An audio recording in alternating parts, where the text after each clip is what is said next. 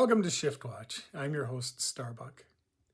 In this episode, Helena Walker and I sat down for another collaboration. This time, around the energetic Earth grid plotting I've been accumulating to share on Google Earth. Next, hello, X-Flare. After a rather dormant period, the sun has reawakened and is causing geomagnetic disruptions to our planet. The EarthMaster has an update. Then there is this strange sighting caught live on News 4 Skycam in Oklahoma. The astronomer clearly didn't get it right. Then here is some more recent video from our friend Scanner Guy 1968 of the kinds of interstellar conveyance activity taking place overhead. Some familiar to us and some not. Educate yourself on this phenomenon in preparation for contact. And finally, the search for Shambhalla in inner Earth. Here is some more information on the Orcas and their journeys to find Shambhalla in inner Earth.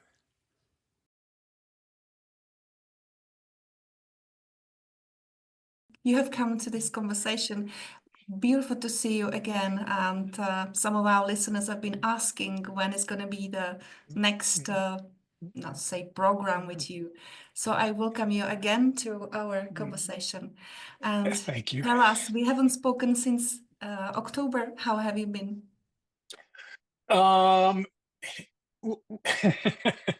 There's always something going on. You can't ignore all the energetic things that are going on around us.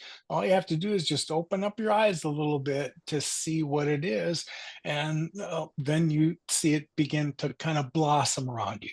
The people that show up all have the same curiosities, the same questions, the same feelings, but there's a lot more people that have been reaching out than there were a year ago or 2 years ago. I see this momentum building, and I see where it's going. Between the last time we spoke and this time, you had even suggested that you had this like this compelling feeling that you wanted to identify these inner Earth locations and energetic locations. Well, I was having the same things. What I didn't realize is that over the last several months, I had been building a little archive of all of that content away for myself. Now, later on, if somebody was interested in seeing these little 3-minute like tours of these inner Earth cities I knew of, then great. Here they are. They're ready to go. I never know really what I'm doing these things for until the time comes that it's shown that they're necessary. So anyway, just about the time that you had reached out and said, I got this idea about something I want to do, that like the day before, Helena, I had already put this into motion. I like to see things from a Google Earth perspective. And so I thought, let's just start plotting this stuff out and see where we go. So I started with those 10 inner Earth cities I knew, plotted them on the surface as close to those locations as I could find. And then I decided to take, there was a YouTube video that was sent to me that made sense, that identified 27 current 3D underground cities. And so, okay, let's plot those in as well. And so we can see where those locations are. Then I started to plot all the energetic locations, the ones I've been to, the ones I've heard about, the golden tie allotments that I understand, these areas that are predisposed to Earth's new higher frequency, Egypt and Glastonbury and Shasta and Australia and all these places that we're aware of. What we don't realize is that there are more energetic places that are becoming known. So anyway, when I was finished with that project, that's when I reached out to you, and it wasn't really finished because I keep adding something to it every time I see it. I stuck it in a Google Drive file, and anybody else who's interested in this content, send me an email. I'll give you access to the file, and we can all kind of build this archive together and see it from a planetary perspective.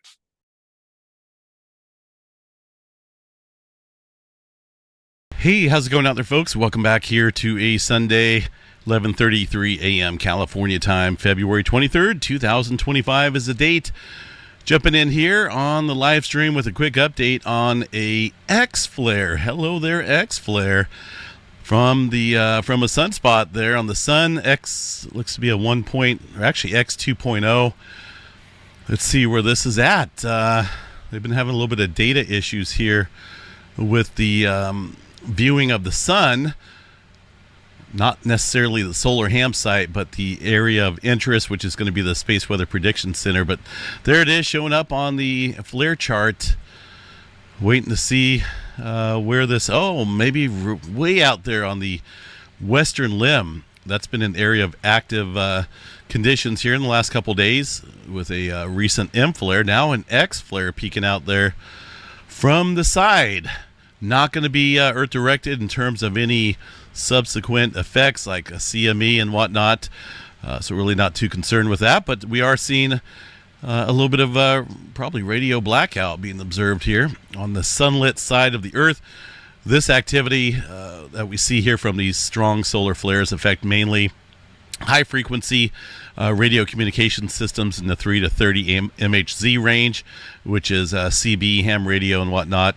And also low frequency navigation systems in the 30 to 300 kHz area, but mainly affecting the sunlit side of the Earth where the sun is most centered, and that's over on the eastern Pacific here. A lot of times we'll see elevated earthquake activity following a strong solar flare. Not 100% convinced on that, but there is a little bit of relationship between the two, I feel. We've gone back and looked at historical trends and what's taken place as far as earthquake activity following a large event, and there's been some situations where we'll see large earthquakes. So no doubt, it can have an effect on the plate tectonics.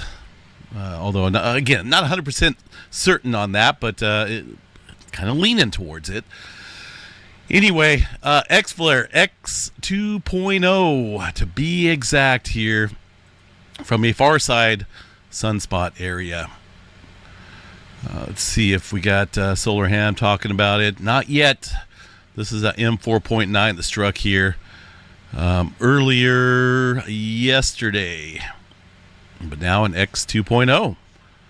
And again, that's from sunspot way out on the western limb there. It appears that's where it's coming from. That's the only source that I can see that's throwing off a strong flare right now.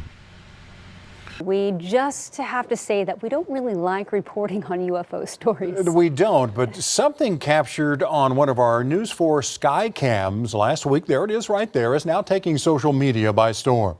News 4 Spencer Humphrey goes in search of answers as to what it might be. Snow in addition to all of that. It was no more than a minute into News 4's 9 o'clock newscast last Friday night when forewarned Storm Team meteorologist Aaron Brackett hit the green screen and did something he's done countless times over his 15-year career. And a lot of times, I start out with a Skycam. Friday, he showed a Skycam near Penn Square Mall pointing northwest. 7-day forecast moving. When something caught his eye. I wonder what that is right there. That's pretty interesting. I start seeing this object, and it's flying faster, moving faster than anything I've really observed out there. It just didn't make sense. It's going down, it's moving really quickly, it's bright, it's got some light to it, and I kind of called attention to it. Pretty interesting. Moving really fast. Okay. He posted the clip online where it took off, making its way from X to TikTok to Reddit to online publications who declared Aaron must have caught a UFO live in action. Dozens of commenters chimed in with theories too. It must be aliens, maybe a bird. It had to be a plane. No, it was definitely a helicopter. We showed it to Chopper 4 pilot Mason Dunn. At first, I thought it might be a spotlight from the ground, maybe the rotating beacon at an airport, but it doesn't look like that to me, so I have no idea what it is. One thing he is sure of. I'm pretty confident that it wasn't a plane or a helicopter. The physics just wouldn't make sense. That light is moving very fast, even faster than an airplane would. If it were a plane, it would have taken longer. Now, I've seen comets and things falling from the sky during the night when you're flying. So that's it. It must have been something in space. Regardless, it's a close encounter with something Brackett won't forget. We're always seeing airplanes going up and down, and we've seen hot air balloons, all kinds of cool stuff. This really stuck out.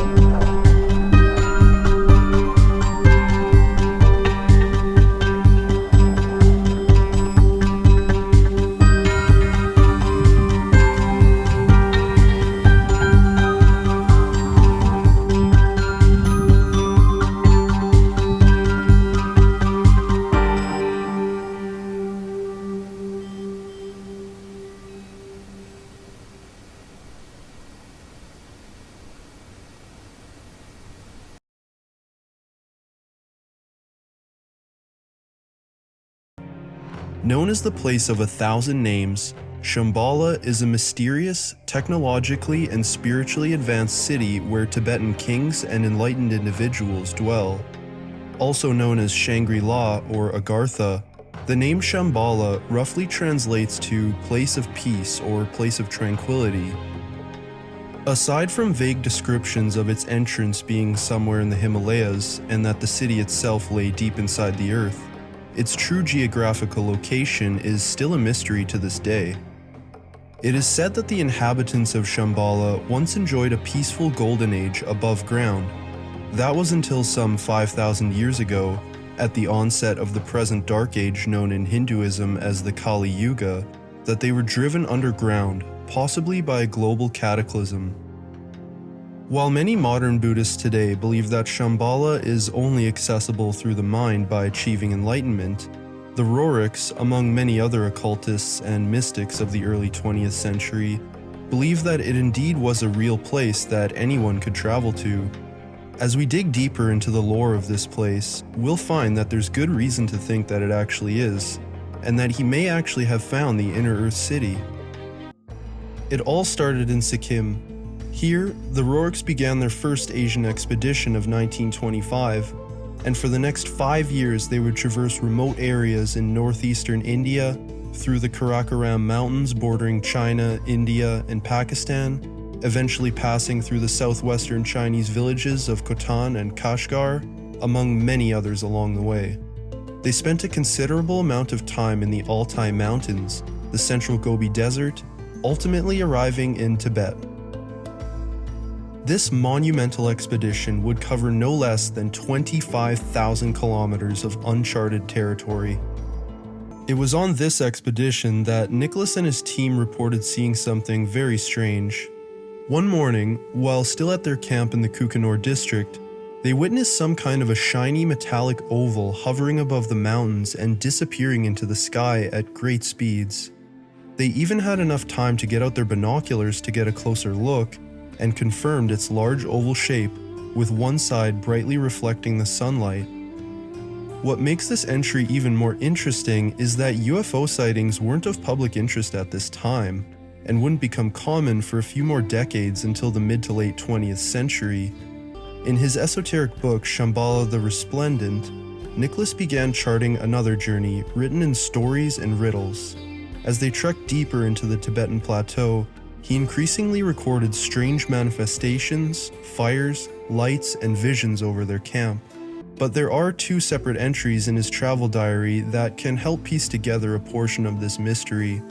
First, it mentions that they dealt with violent conflicts with the Tibetan military, and quite tragically, that they spent the last 5 months of their disappearance in the Tibetan government's detainment camp. Upon their release, he wrote that, "Only the superiority of our firearms prevented bloodshed. In spite of our having Tibet passports, the expedition was forcibly stopped by Tibetan authorities. Due to the harsh conditions in this camp, 5 members of the expedition did not survive." While that answers part of the question, that still leaves an entire 7 months unaccounted for, and whether or not Nicholas Roerich actually succeeded in finding the Inner Earth City is still a subject of debate. While his mission seems like it was unsuccessful, there is legitimate reason to think that he could have visited Shambhalla during those 7 months. As we'll see, this next journal entry is pretty compelling. The second and only other source we have on what happened during this time didn't become public until sometime after the expedition. In his journal, we can find a very peculiar entry that he recorded while passing through the remote valley of Uman. It states that a monk led them into some kind of an old monastery, where a large cave opening was purposely blocked by heavy stones. The monk proudly told them that this was a holy entrance to the inner earth kingdom of Shambhalla, but barred them from entry. Upon returning to the United States, after seemingly having failed the mission as far as the public was concerned, their allies in the US government didn't hold it against them. In fact, they were apparently so pleased with its outcome that the Roerichs kept in touch with Franklin Delano Roosevelt.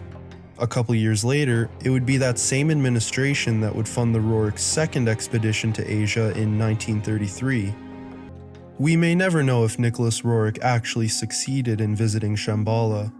However, I do believe that, conspiracy theories aside, the Roerichs should be remembered for all of the influential work they did.